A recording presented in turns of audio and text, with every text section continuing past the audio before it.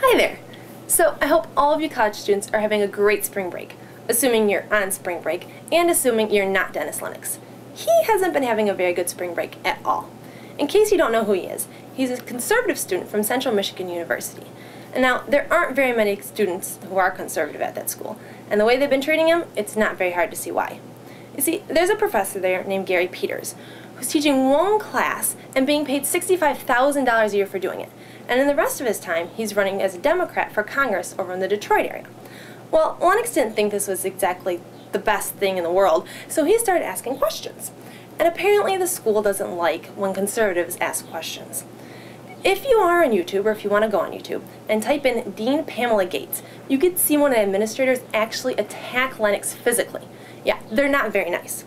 So they drummed up all these ridiculous charges against the kid, and decided to try to schedule an expulsion hearing so that they could talk to Lennox about kicking him out of their school. Well, they postponed it and they postponed it and they postponed it until finally, when they decided to have the hearing, they canceled it because Lennox wanted to videotape it. Now, the meeting falls under the Open Meetings Act, and in the student handbook, there's nothing that says you can't videotape those meetings. But they didn't want it videotaped, so they canceled it. Instead, they waited until everyone went on spring break to have a closed-door meeting without the person they were charging. And yep, they convicted him. And they gave him a formal reprimand that's going to follow him around for the rest of his academic career. Not the kind of news you want to get on your spring break. So, the moral to the story is, conservative parents, don't let your kids go to Central Michigan University.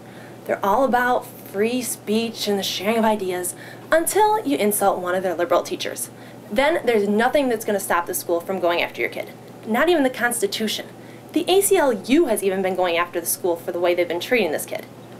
And Gary Peters sits in his office one afternoon a week and probably laughs to himself at the way all of his guys have been treating this kid. Not the kind of guy you want to be sending to Washington, D.C.